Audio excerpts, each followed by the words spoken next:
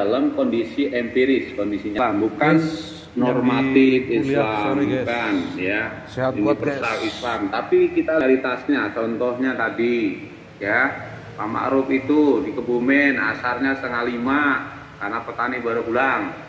Tentu berbeda dengan di Purwokerto, jam berapapun asar ya asar, kan itu beda. Ketika kita mengkaji itu, maka Islam Purwokerto dengan gitu berbeda lagi dengan Islam Cilacap, gitu kan? Berbeda lagi nanti dengan Islam Bumi Ayu, Islam Purbalingga. Itu yang kita teliti itu adalah what's the real Islam, Islam yang real. Bagaimana kajian antropologi itu dilakukan, kan gitu. Ya tidak kita bicara lagi benar dan salah, tapi Islam yang real yang berlaku di masyarakat. Bagaimana, kan gitu. Nah karenanya kajian ini akan dilakukan oleh antropologi. Kenapa antropologi? Kajian antropologi itu pasti bicara tentang usage, ya, bicara tentang bagaimana cara Islam itu ditampilkan oleh mereka. Terus bagaimana kebiasaan itu dilakukan, mengapa seperti itu. Ya, norma-normanya bagaimana, adatnya bagaimana, dan seterusnya. Itulah kajian-kajian budaya. Nah, kalau kita lihat ya terkait dengan Islam, lihat petanya ya. Jadi ketika Islam itu baru pertama, ini kan kita lagi bicara peta ya, peta dan kritik epistemologi Islam lokal kan itu. Nah, kita lihat Islam itu sudah disampaikan dulu oleh Pak Ibnu, Islam masuk melalui pesisir. Nah, Islam pesisir karena itu dalam teori banyak bersumber dari langsung, maka sering ada yang menyebut Islam itu genuine. Itulah yang disebut dengan Islam universal tadi yang oleh Pak Rustan dibilang itu dari Arab, itu Islam genuine. Maka kemudian bisa dilihat secara peta, secara lokal. Umumnya Islam yang ada di pesisir itu jauh lebih murni dibandingkan dengan Islam yang ada di pedalaman.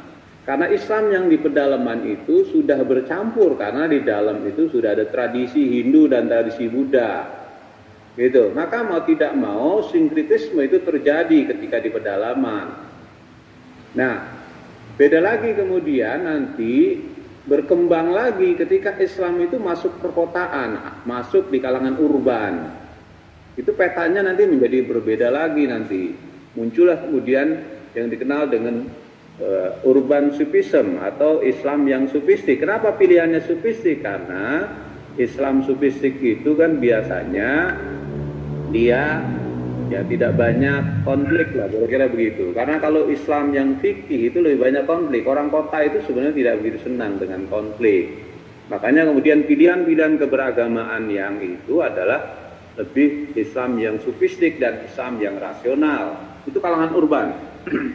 Nah, sekarang pertanyaannya kemudian bagaimana epistemologi dengan Islam yang pada era tahun 2000-an ketika Jos Casanova itu menulis Public Religion, agama publik. Ya, ada satu penelitian riset bahwa di dunia pada era tahun 2000-an itu berkembang ya, dalam tulisan Casanova itu public religion itu bahwa nanti agama itu ditarik dalam kehidupan publik. Ya, sangat real sekali di Indonesia ketika ya ada pemilu Jakarta kan gitu. Ya, Islam begitu luar biasanya ditarik dalam kepentingan politik. Ya, jadi kalau dulu bicara Islam itu masih di rumah, masih secara privat. Ya, sekarang itu Islam begitu luar biasanya ke dalam ranah publik. Pertanyaannya bagaimana epistemologinya tuh? Dan itu, apakah cenderung pada Islam sufistik-kah, Islam rasional-kah, Islam yang sinkritis-kah, Islam yang genuine-kah, ataukah Islam yang memang sangat kental dengan politik yang kemudian disebut sering sebagai identitas, Islam yang membawa identitas, atau bagaimana? Nah, ini mestinya itu menjadi kajian kita lebih jauh terkait dengan the real Islam hari ini gitu. Ya, the real Islam hari ini. Tapi karena saya sudah menarik fokus, kita lagi sedang bicara tentang Islam lokal. Ya. Saya tidak melihat ini nanti lebih jauh tentang kecenderungan Islam pesisir, Islam pedalaman, Islam urban, dan Islam publik itu. Tidak melihat ke sana. Saya akan melihat lebih jauh bagaimana studi awal kaitannya dengan peta Islam lokal. Makanya Pak Kusnan penting belajar Jetero gitu. Sehingga Bapak bisa mencari buku-buku yang berbahasa Inggris. Referensi Bapak itu bahasa Indonesia semua. Nggak ketemu kajian itu. Makanya harus dibaca. Siapa yang pertama kali mengkaji tentang Islam lokal? Itu ada Clifford Geertz. Baca bukunya. Ada 2 buku yang ditulis oleh Clifford Geertz. Ada The Japanese Religion dan ada Islam Observed. Ya, pertama adalah tentang agama orang-orang Jawa. Yang dalam kajian ini nanti ya lahirlah kemudian teori yang sangat terkenal dan terus dipakai ketika orang datang ke Indonesia. Biasanya teori ini dipakai ya, santri, priai dan abangan. Meskipun teori ini ya sangat banyak dikritik ya, karena memang Islam Jawa dianggap adalah Islam yang sinkritis, Islam yang gabungan dari Hindu, Buddha dan animisme. Ya itu pandangan dari Clifford Geertz tentang Islam Jawa. Nah kemudian Clifford Geertz juga pada tahun 1968 dia menulis lagi buku tentang Islam Observed, Islam yang diamati. Dia mencoba membandingkan Islam Jawa dengan Islam Maroko. Nah gitu. Nah nanti ada satu pandangan yang sangat bagus bahwa Islam itu sangat bergantung pada lokalitas.